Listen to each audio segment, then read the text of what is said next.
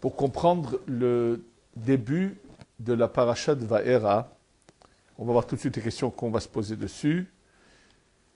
Il faut revenir sur la fin de la paracha de Shemot. Une fois que Hachem, Dieu donc donne comme mission à Moshe et accompagné de Aaron, on va voir pourquoi il faut qu'ils soient les deux ensemble, pour aller rencontrer Pharaon et lui demander de laisser partir le peuple d'Israël de sa terre, d'Égypte. Alors, c'est ce que fait Moshe. Et là, la réaction est une réaction terrible, c'est que subitement, Pharaon devient beaucoup plus dur, va alourdir encore plus la souffrance que subit les Hébreux, le peuple juif, en Égypte, et à tel point que lorsqu'ils vont sortir de chez Pharaon, les responsables des travailleurs qui ont été battus par les Égyptiens, qui ont subi le contre-coup de ce rajout de souffrance, viennent bien sûr parler de manière très dure à Moshe et à Aaron, en pensant qu'ils n'ont pas été envoyés par Dieu et que ce qu'ils ont fait n'a fait que du tort. Et ils vont même leur dire, Dieu va voir et va juger entre ce que vous avez fait, puisque vous nous avez mis en position encore beaucoup plus dure, on souffrait déjà suffisamment. Et là, on voit une réaction un peu bizarre, Moshe, qui va parler à Dieu d'une manière qui va être choquante. Vayashov Moshe el Adonai. Moshe revient vers Dieu, et là le nom de Dieu est écrit par les lettres de Yud, le He, le Vav et le He. On va voir si c'est très important de remarquer cela. Vayomar, et il dit, et là, il va parler à Dieu, mais en utilisant le Aleph, Dalet, Nun, Yud. Adonai, lama hare'ota la amazé. Pourquoi tu as fait du mal à ce peuple-là? La mazé, chez l'Artani, pourquoi tu m'as donc envoyé? Ou me'az bati el paro, et dès l'instant où je suis venu chez Pharaon, les daber bishmecha, pour parler en ton nom, hera la amazé, il y a eu plus de mal et de souffrance à ce peuple, vehatzel lo hitzalta et amecha, et sauver, tu n'as pas sauvé ton peuple. Comment peut-on imaginer que Moshe puisse parler de manière aussi dure à Dieu? Et puis des paroles, telles paroles. Et Dieu lui répond, Vayomer Adonai, El Moshe, Atatir et Asher Esel et Paro. Et là Dieu répond, et quel est le nom de Dieu qui est mentionné? Les lettres Yud, He, et ensuite Vav et He. Et il lui dit, Dieu dit à Moshe, maintenant, pourquoi maintenant et pas avant? Tu vas voir ce que je vais faire à Pharaon, qui est Biat Hazaka, Yeshalehem, ou Biat Hazaka, Yigarshem Me'artso. Par une main forte, il les enverra, et par une main forte, il va les chasser de sa terre. En fait, il y a déjà une allusion au 10 plaies. Dans la main, il y a 5 doigts, donc 2 fois 5. C'est-à-dire que les coups que va recevoir Pharaon va faire que c'est lui qui va supplier le peuple de s'en aller. Quelle est cette réponse que Dieu donne à Moshe? Et ce qu'il faut comprendre, c'est la suite. C'est que Dieu, après cela, de nouveau parle à Moshe. Et ça, c'est une nouvelle paracha, c'est la paracha de Vaera. Qu'est-ce qui est mentionné? Vaidaber Elohim el Moshe, Vayomer Elav Ani Adonai. Alors, là, le nom de Dieu qui est mentionné, c'est celui de Elohim, et Vaidaber, c'est la parole dure, à Moshe, et il lui dit, je suis Dieu. Moshe vient de parler à Dieu, et Dieu lui a répondu.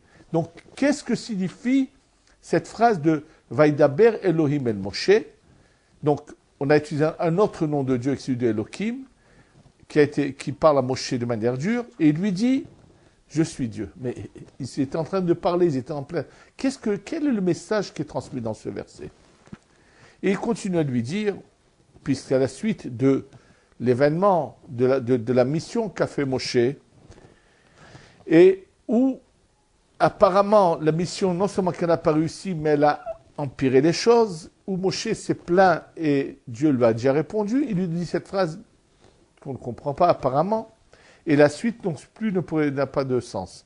Va'era, et j'ai apparu, et l'Avraham, et l'Yitzhak, ve'el Yaakov. J'ai apparu à Abraham, à Isaac et à Yaakov, Be'el Shaddai. Donc il dit là encore un troisième nom, un quatrième, puisqu'on a déjà vu 3 noms de Dieu mentionnés dans toute cette histoire. Rappelez-vous, le premier c'était le Yud, le He, le Vav et le He. Le deuxième c'était la manière dont on prononce le nom de Dieu, Aleph, Dalet, Nun Yud. Troisième c'était Elohim. Et le quatrième c'est El Shaddai. Et là Dieu lui dit, donc j'ai apparu à eux, Ushmi Adonai lo nodati lahem.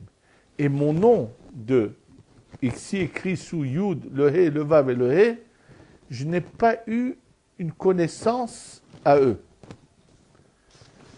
Bon, et il continue en disant, Vegam Akimoti, mais j'ai donc appliqué mon alliance avec eux, de leur donner la terre d'Eretz Israël, donc Eretz Kenaan, la terre dans laquelle ils ont habité, et j'ai également entendu la souffrance du peuple d'Israël,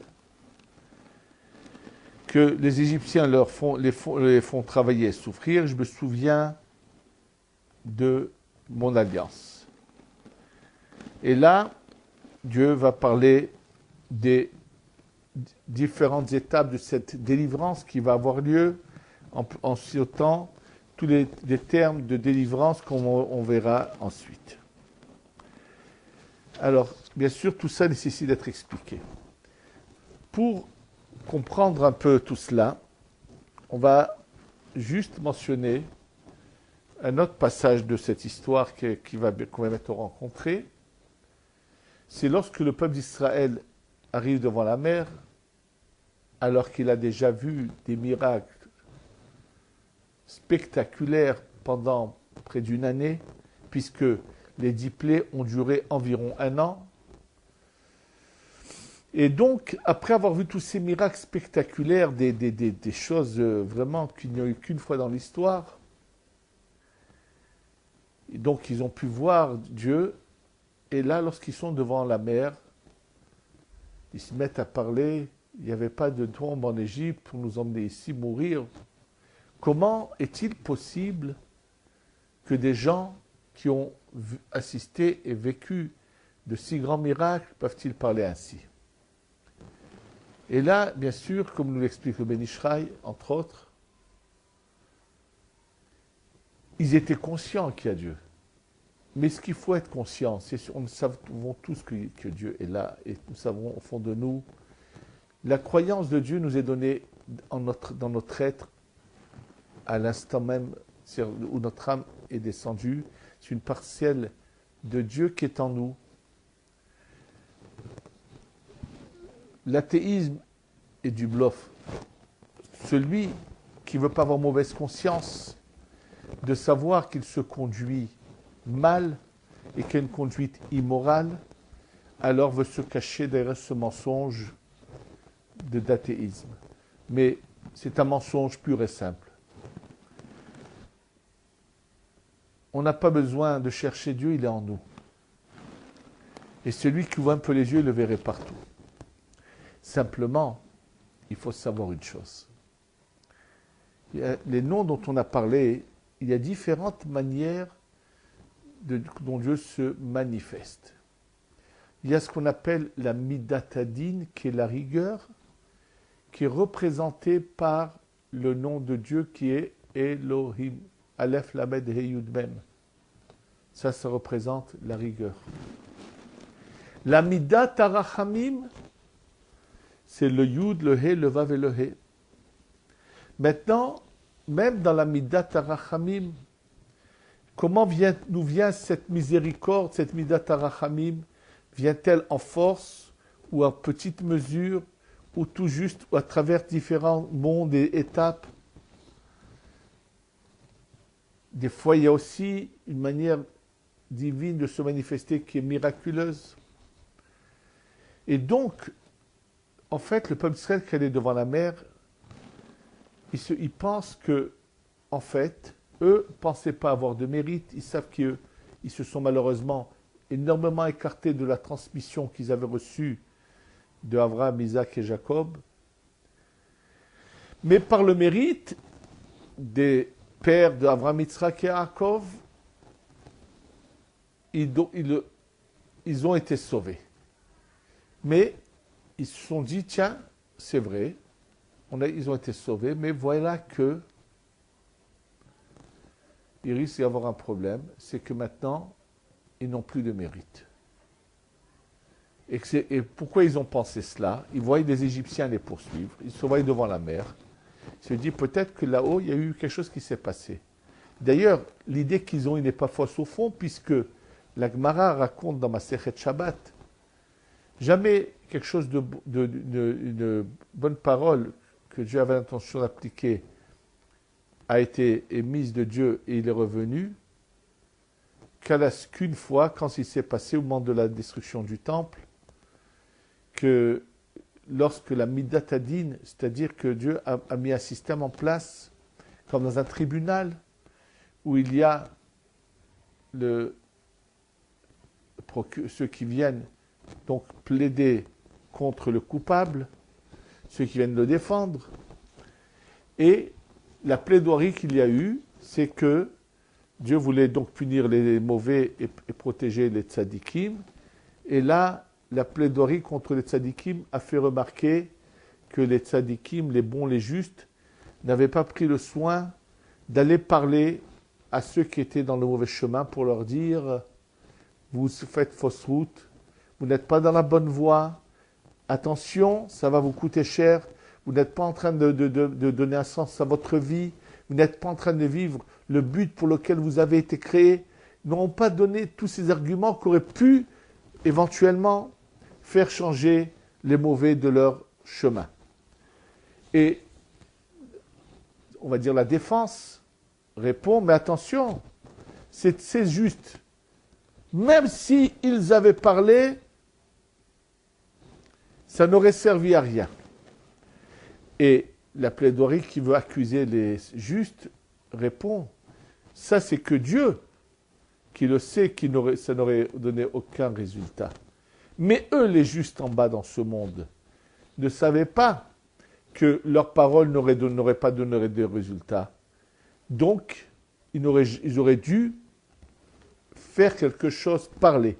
Et parce qu'ils n'ont pas pensé à aller essayer de convaincre ceux qui font fausse route de changer de cette mauvaise route, eh bien, ils sont aussi responsables. Et effectivement, à la suite de cet argument, Dieu change d'avis et ces justes qui auraient dû être sauvés vont également subir le sort des mauvais et être condamnés à mort.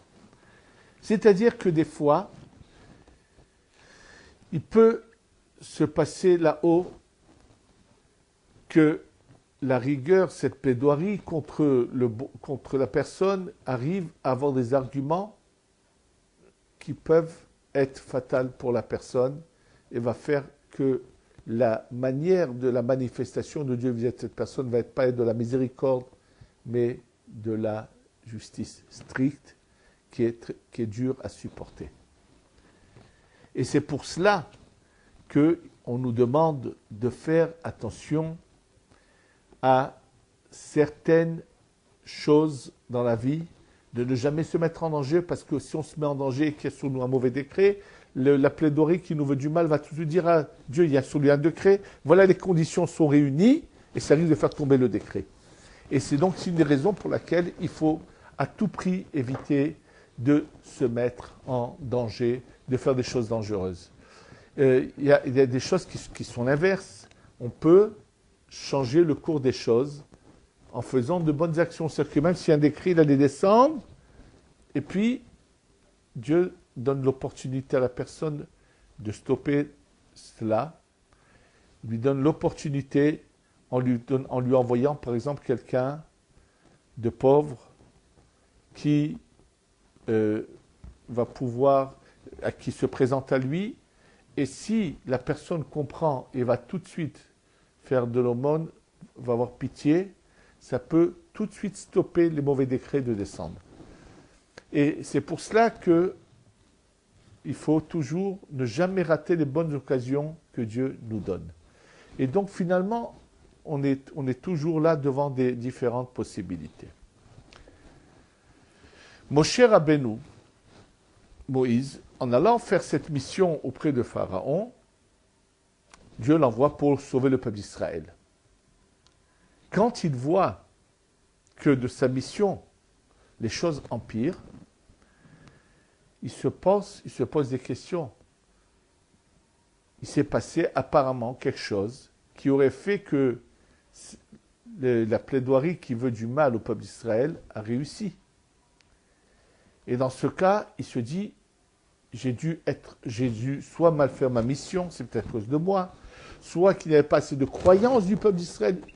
Il s'est dit, il y avait, donc dans ce cas, il est stupéfait, et il vient dire, mais pourquoi il fallait que je sois la cause de cette attitude de rigueur? C'est-à-dire que lui a compris que les choses avaient basculé du mauvais côté, et il revient vers Dieu en disant, mais pourquoi le peuple a-t-il subi des souffrances, et pourquoi tu m'as envoyé? Est-ce que c'est moi qui suis la cause?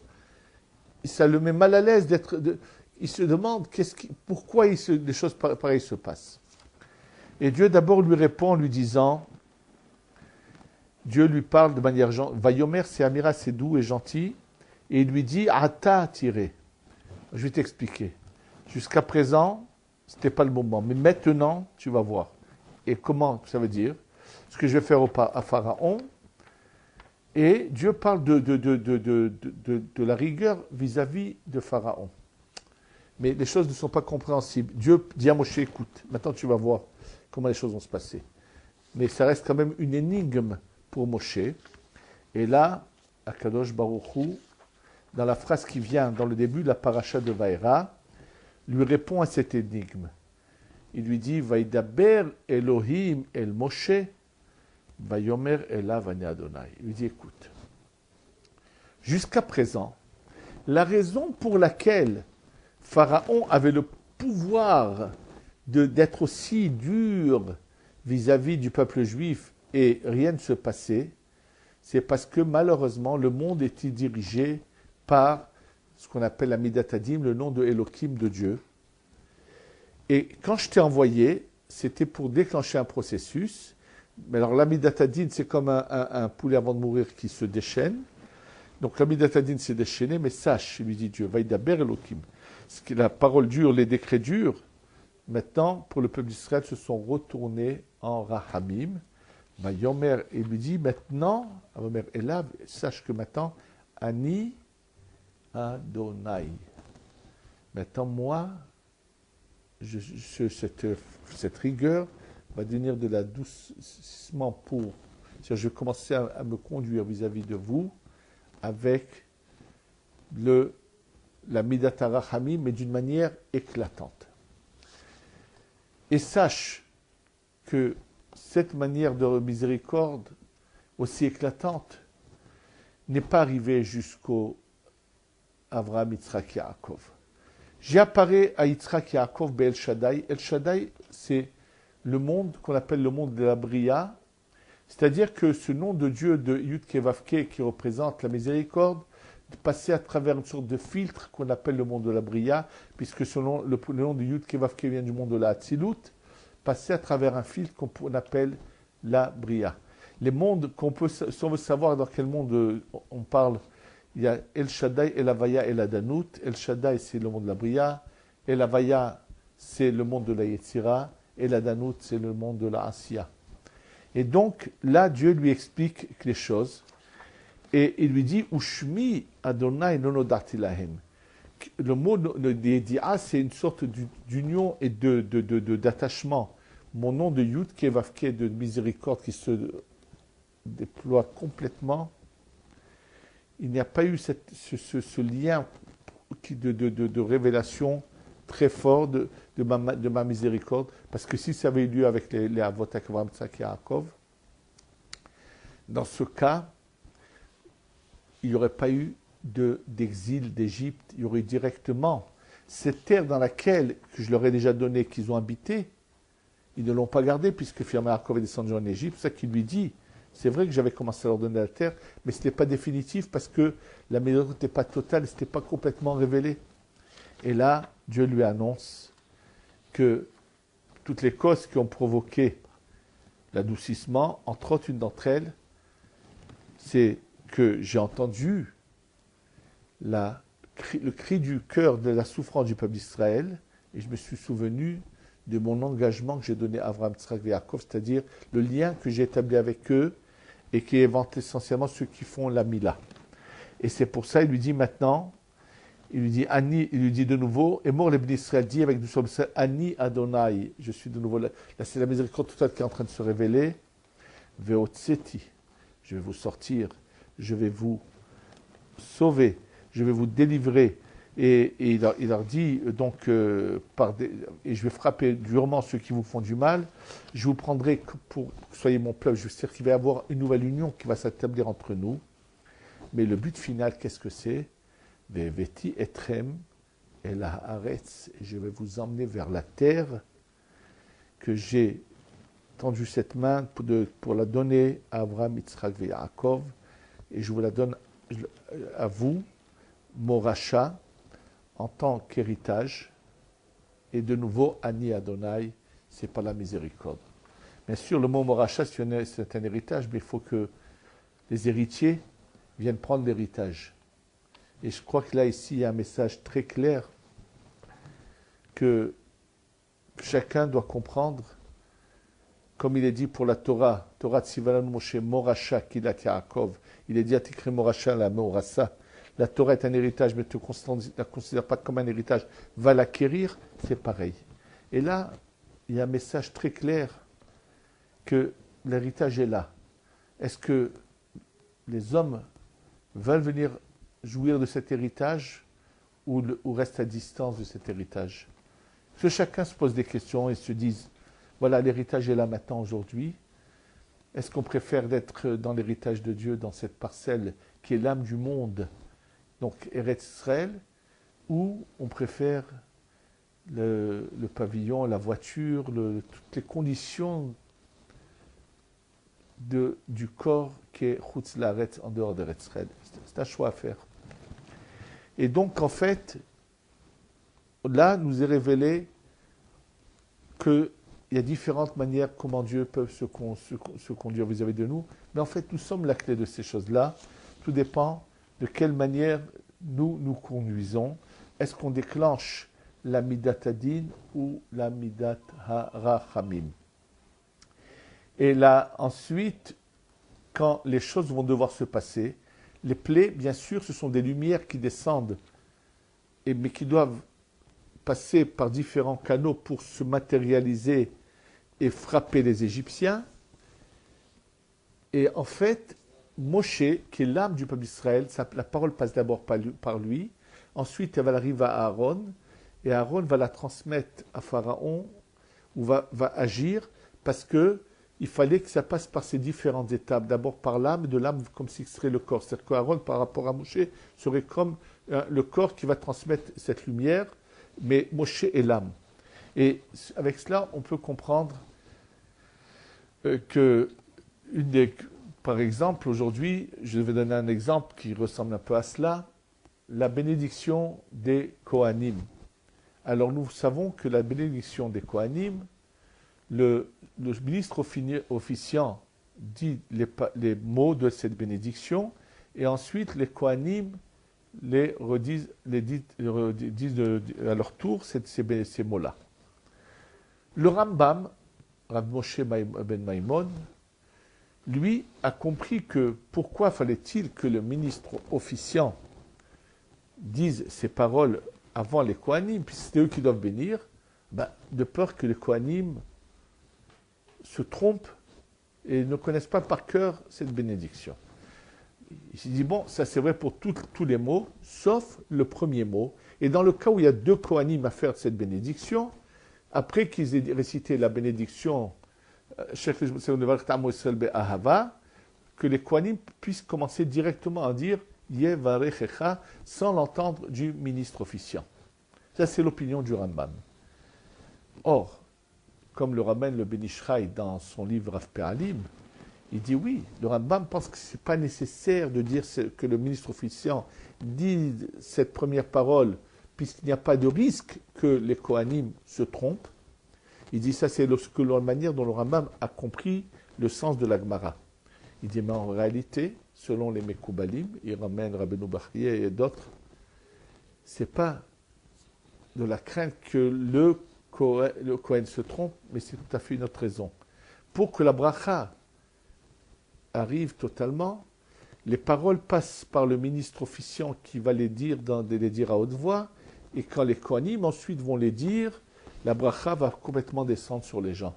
Donc c'est une nécessité. Et c'est la raison pour laquelle beaucoup de communautés ne font pas comme le Rambam, mais même lorsqu'il y a plusieurs Kohanim, non plus qu'un Kohen, ils ne vont pas dire directement après la bracha, directement Yevarecha, mais ils vont attendre que le ministre officiant dise Yevarecha pour le dire ensuite. Et le Ben Ish Chai dit, le Rambam n'interdit pas que le ministre officiant dise la première parole. Juste, il pense que ce n'est pas une nécessité. Il dit, puisque ce n'est pas un problème de le dire, et que, étant donné que selon les Mekoubalim, c'est préférable, il dit, c'est clair qu'il faut choisir ce chemin-là. Et là, c'est l'occasion de dire aux gens que nous sommes tous au service de Dieu et qu'on ne doit pas défendre ses origines à tout prix. Si je suis de telle ou telle origine, de telle ou telle communauté, je dois faire uniquement comme faisaient mes origines. Parce que ça, c'est un point d'orgueil qui est stupide, qui n'a aucun sens. Je dois chercher à être au service d'Hachem de la meilleure manière. C'est vrai que dans certaines communautés, on avait comme ça la coutume, parce qu'on avait suivi le Rambam. Étant donné qu'aujourd'hui, on connaît l'opinion de la Kabbalah, et qu'elle n'est pas en contradiction, puisqu'on ne l'interdit pas au ministre officiant de dire ce premier mot, mais qui pensait que ce n'était pas nécessaire dans la manière dont le Rambam avait compris la Gemara, mais puisque selon la Kabbalah c'est différent, et on peut faire mieux, on doit toujours chercher à faire ce qui est le meilleur.